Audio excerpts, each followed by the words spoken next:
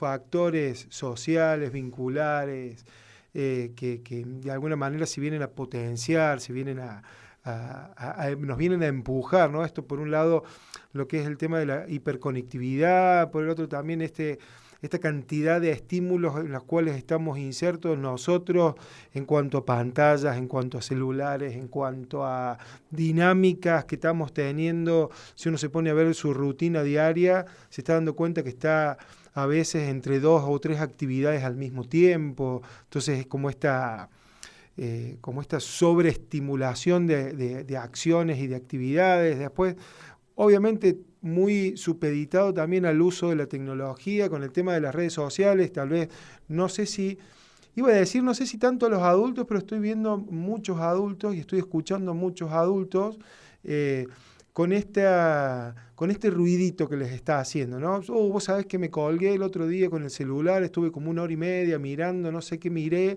y tenía que hacer un par de cosas y eso me llevó a demorar la actividad y perdí casi toda la mañana y me había propuesto hacer esto y lo terminé perdiendo porque me puse a ver el resumen del mundial y eso me llevó a otra cosa y eso me llevó a otra cosa, ¿no? La cantidad de distractores disponibles y de tan fácil acceso que hoy estamos teniendo, que hace que de alguna manera perdamos el foco de lo que nos proponemos hacer, que uno tiene que ser abierto también a eso, porque como muchas veces decimos, tenemos que estar abiertos a las posibilidades de las cosas que van sucediendo cotidianamente y que la vida nos va presentando, porque no la podemos controlar toda. Podemos administrar algunos aspectos de nuestra vida, podemos gestionar algunos aspectos de nuestra vida, pero cuando hacemos el esfuerzo para controlar todo, ahí es donde se nos va la vida, ¿no? Entonces, bienvenida a la pregunta, decir, ¿qué me está pasando? Que esto,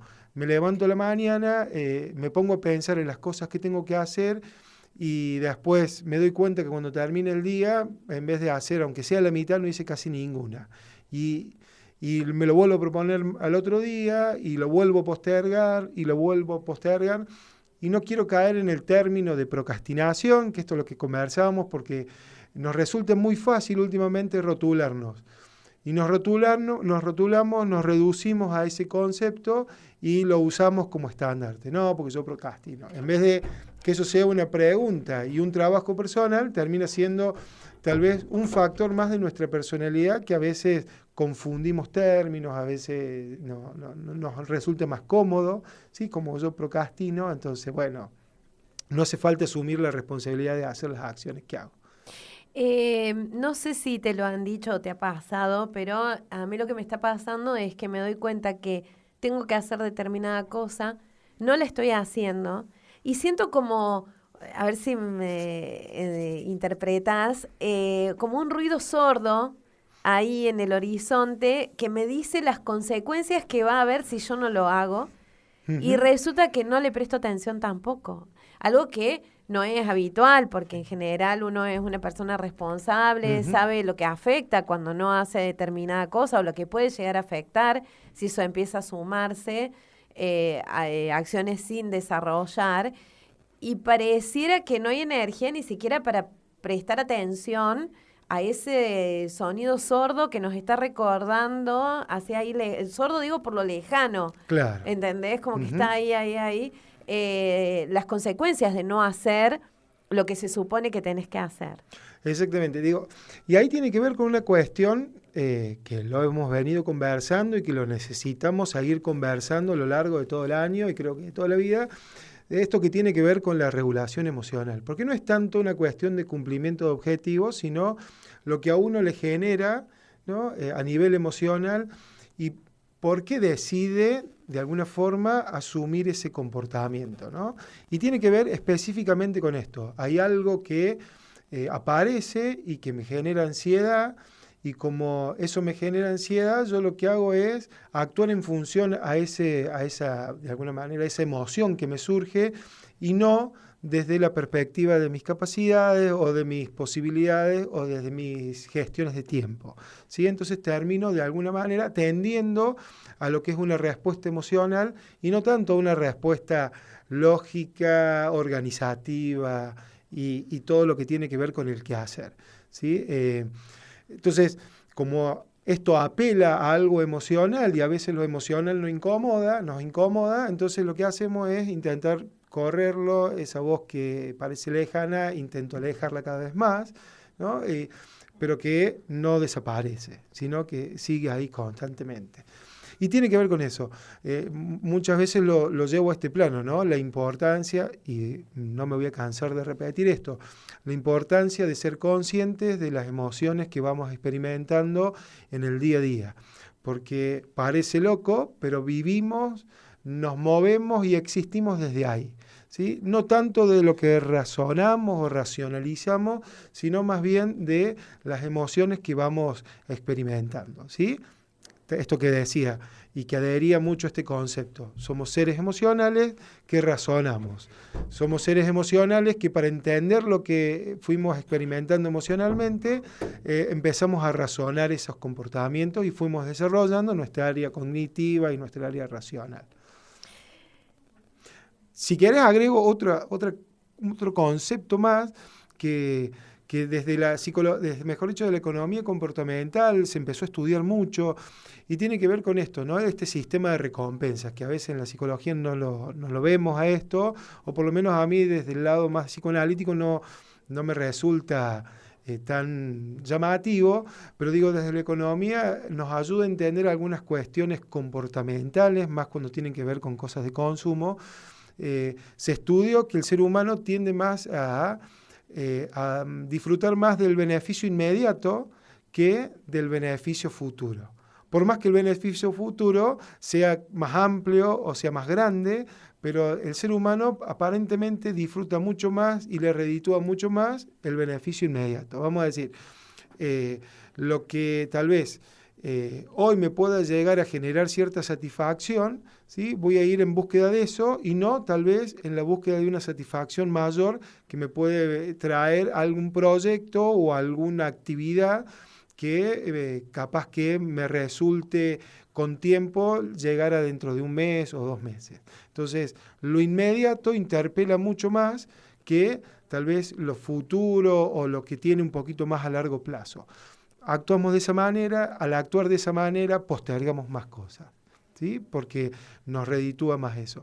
Y otro datito más que también lo hemos conversado, ¿no? De que nos duele más la pérdida de algo que el disfrute de la ganancia de eso mismo, ¿no? Vamos a decir, yo hoy voy caminando por la calle y pierdo 1.000 pesos, me duele mucho más perder esos 1.000 pesos que a lo mejor a las 3 cuadras encuentro otros 1.000 pesos que no eran míos, ¿sí? Y en esa diferencia, la pérdida y la ganancia, ¿sí? Me duele mucho más esa pérdida que el disfrute de la ganancia. Claro. Esto desde la economía comportamental se viene estudiando desde hace mucho tiempo, entonces son condicionantes implícitos, por así decirlo, que todo ser humano va teniendo y a la hora de encarar un proyecto, a la hora de encarar objetivos o propuestas personales y profesionales y laborales, a veces uno debe tener en cuenta, a ver, ¿cómo voy a encarar este proyecto sabiendo que lo inmediato me va a redituar a mí mucho más satisfacción que lo futuro? Aunque que en la realidad a veces no es así, ¿no?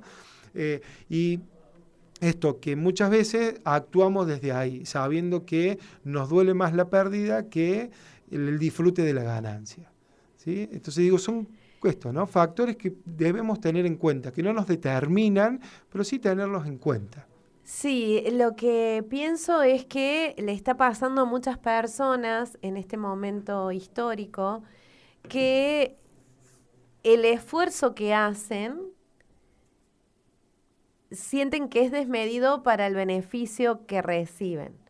Porque está pasando que muchas economías familiares lo que hacen es, con suerte, cumplir con las obligaciones para llegar a fin de mes. Uh-huh. Entonces, lo que podría haber sido un incentivo que tiene que ver con la calidad de vida, con el disfrute, con lo que verdaderamente disfrutamos, que es compartir con otros, distraernos, no sé, ya no lo podemos hacer tanto porque tenemos que pluriemplearnos. Uh-huh. Y encima el rédito del pluriempleo no es para mejorar nuestra calidad de vida, sino para no perder un estándar de vida medio bajo, digamos, en muchos casos. Está pasando mucho eso Sí. en las personas y en las familias.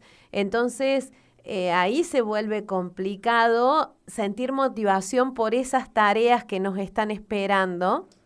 Exacto. Mira, justamente ayer escuchaba un canal de comunicación de Buenos Aires a la tarde, a la tardecita, que le hacía reportaje a una persona, a un trabajador que tiene que ver con las cuestiones de fletes y demás.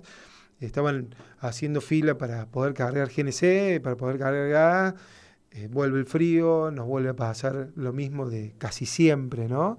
En un país donde el recurso natural sobreabunda, ¿no? Principalmente en el sur, digo, todavía no estamos pudiendo de alguna manera abastecer a nuestra propia población respecto a eso.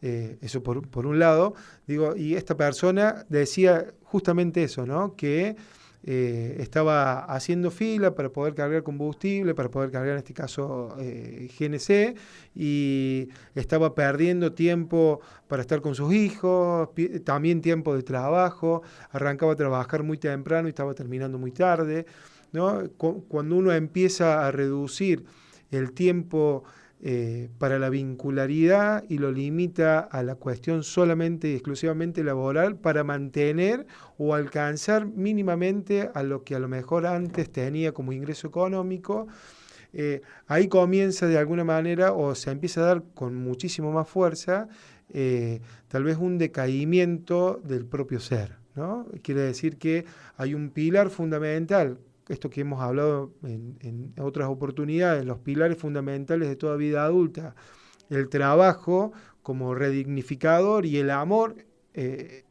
mostrado en los vínculos, en nuestra capacidad de vinculación, cuando el trabajo ya no es este instrumento de sostén, de acompañamiento, de desarrollo personal, sino que comienza a transformarse en esto, ¿no? En que me alcance como pueda, lo que sea, cada vez dando más tiempo, y empiezo a descuidar porque lo económico no me da, sí, empieza el decaimiento del ser, del ser humano, no decaimiento de lo destructivo, definitivo y existencial, sino estas nuevas formas que vienen a restituir, y me hago cargo de lo que digo, vienen a restituir lo que ha pasado en otros tiempos, que se asocia mucho a la vivencia de la esclavitud, ¿no? Digo, personas que están laburando hoy, me toca a mí, digo, yo me pongo a mirar a mí mismo cuánto estoy trabajando y estoy casi entre 10 y 11 horas diarias.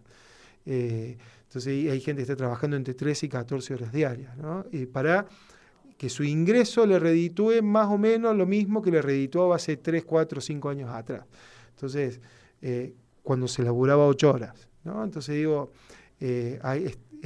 hay un manoseo de la persona, un destrato laboral hacia la persona desde lo económico, y esto también el otro día conversaba respecto a eso, ¿no? Se está cercenando la libertad económica, pero no digo la libertad de libertinaje, sino de lo que uno hace, con lo que uno hace poder vivir de alguna manera saludablemente, sin ostentar muchas materialidades, pero digo vivir saludablemente, para que eso te lleve tiempo para disfrutar de tus vínculos, de tu ocio, tan importante que es el ocio, ¿no? Hoy también de nuevo ese mensaje, ¿no? Esto de que si no sos productivo parece que tu vida no cobra sentido, entonces no podés frenar, y si no podés frenar, digo, aparecen síntomas, estresores, ansiedades, angustia. Entonces hay una contraposición entre un sistema de mercado que te impulsa a ser más productivo, a rendir más, a lograr más, y por otro lado, digo, nuestro físico, nuestra psique, que te va diciendo, che, poné límites en esto porque se te va la vida acá, y si no lo pones vos, lo pongo yo de mi forma, ¿no? Y que las formas son el cuerpo nada más, síntomas, la emoción nada más, síntomas, ¿no? Entonces, estamos entrando ya nos adentramos en un contexto bastante perverso y psicopático en cuanto al desarrollo sociológico y vincular de nuestra ciudadanía. Sí, porque se nos ofrece, o ya ha quedado claro que el ejercicio físico es saludable, que comer ciertas cosas y no comer otras es saludable, que dar el primer lugar a los vínculos humanos es saludable, y por el otro lado se nos niega permanentemente, y ni siquiera es una cuestión de consumo excesivo. Lo tuvimos en algún momento, porque esto creo que ahí nos hemos encontrado todos, pero ahora ni siquiera es eso. Entonces es como también un ida y vuelta perverso, me parece que la palabra es esa, la que acabas de usar, entre lo que se nos ofrece, pero se nos niega todo el tiempo también. Claro, exactamente. Empezar por entendernos que estamos en ese lugar, ya es importante, me parece. Sí, es clave eso, ¿no? De decir, empezar a ser un poquitito más consciente de lo que estamos viviendo, para de ahí no quedarnos en este tropezón tan fuerte que es esta piedra tan grande, sino para ver qué hacemos. Y yo lo que suelo decir por lo general es, lo que podemos hacer es, una y otra vez más, la salida comunitaria. Vamos a decir, lo colectivo, lo comunitario, es donde uno se puede sentir fuerte, ¿sí? No esfuerzos. Me sucede esto, hace 10 días, con esto cierro, hace 10, 15 días tengo la suerte de estar, se están poniendo en contacto conmigo algunos referentes de proyectos sociales que tienen que ver con poder brindarle algunas ayudas a gente en situación de calle, ayuda a gente en problemas de consumo.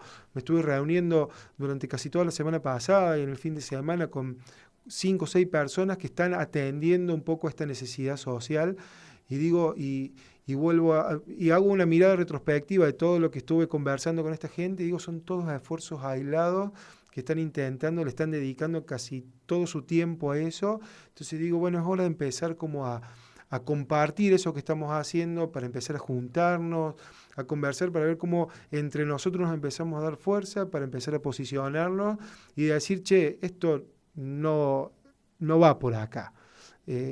Por cómo venimos desandando nuestro proyecto de país, de nuestro proyecto de ciudad, no está siendo del todo saludable. Nos está perjudicando, no solo desde lo económico, sino también desde nuestra capacidad de vinculación con los otros y con nosotros mismos. Entonces, digo, la salida, o mejor dicho, la entrada a una solución, más que una salida, la entrada a una solución es pensarnos y repensarnos de nuevo comunitariamente. Como siempre lo hicimos, la historia de la humanidad nos ha mostrado y nos ha enseñado permanentemente eso. Digo, la entrada hacia una solución saludable es desde lo colectivo y lo comunitario. Bueno, desde este espacio y en lo personal también, es también cuando uno disfruta realmente.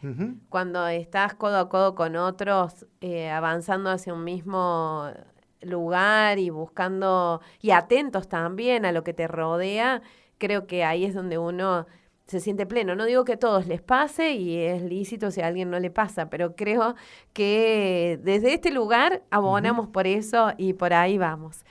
Gustavo Rodríguez, muchísimas gracias. El miércoles que viene te esperamos de nuevo y seguimos charlando, porque lo importante es poner eso, de ponerle palabra a lo que nos está pasando. Exacto. Muchísimas gracias a usted.